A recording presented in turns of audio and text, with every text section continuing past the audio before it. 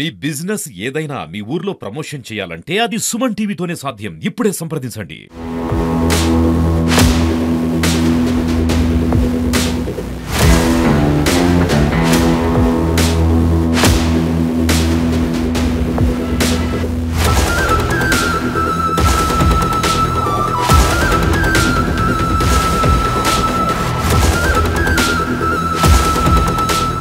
Welcome to Suman TV. ఇప్పుడైతే మనం దోమలపెంట కాలనీలో అయితే ఉన్నాము. ఈ ప్రాంతంలో ఇప్పటికే చిరుతపుళ్ళు రావడం జరిగింది. ఇక్కడైతే పూర్తిగా కాలనీ వాసులు అయితే పూర్తిగా భయభ్రాంతులకు గురవుతున్నారు. అయితే ఇక్కడ ఆ ఫారెస్ట్ అధికారులు మాత్రం ఎటువంటి ఇక్కడైతే చర్యలు అయితే తీసుకోలేదు, వాళ్ళు కూడా పట్టించుకోవట్లేదు. ఇక్కడ కాలనీ వాసులు అయితే ఇక్కడ ఉండడం జరిగింది. కాలనీ వాసులతో ఒకసారి మాట్లాడే ప్రయత్నం అయితే చేద్దాం. మనం వాళ్ళతో ఒకసారి మాట్లాడే ప్రయత్నం అయితే చేద్దాం. మీరు చెప్పండి అమ్మా, ఎక్కడ నుంచి? ఈ వేరే నుంచి వస్తుంది అండి. ఓకే. చిత్తపులి నైట్ 9, 9:30, 10 గంటల ప్రాంతంలో రోజు వస్తుంది. ఓకే. రోజు వస్తుంది. మాకు భయం అవుతుంది. అసలు ఇండ్లలో ఉండాలంటే కూడా, టాయిలెట్ కు బయటకు వెళ్ళాలంటే కూడా మాకు భయం అవుతుంది. అది ప్రతిరోజు వస్తుందండి. చిన్న పిల్లలు ఉన్నారు, ఫారెస్ట్ వాళ్ళకు జర చెప్పి పట్టియండి, బోన్ పెట్టి. కోరుకునేది ఒకటే, ప్రభుత్వాన్ని కోరుకొని అధికారులను ఒకటే కోరుకుంటున్నాము.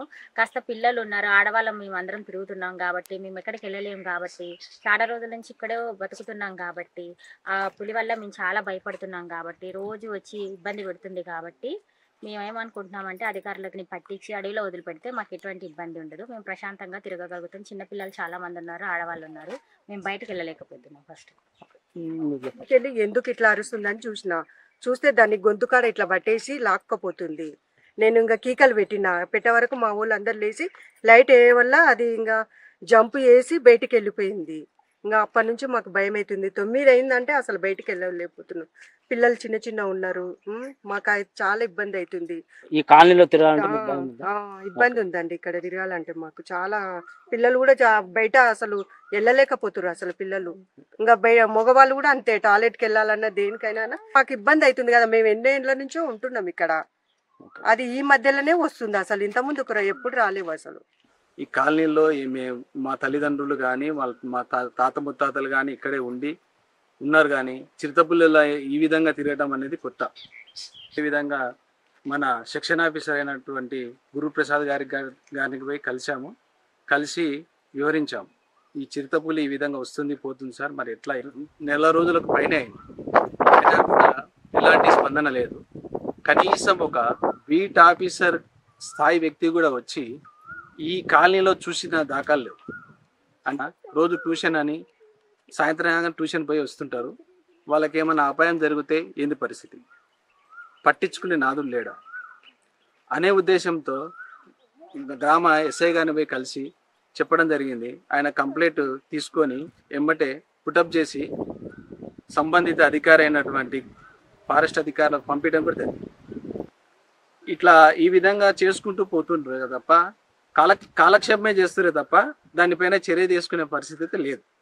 కాలనీలో ఎన్నోసార్లు ఎంతో మందికి ఎంతో ఇబ్బందులు కలిగిస్తుంది.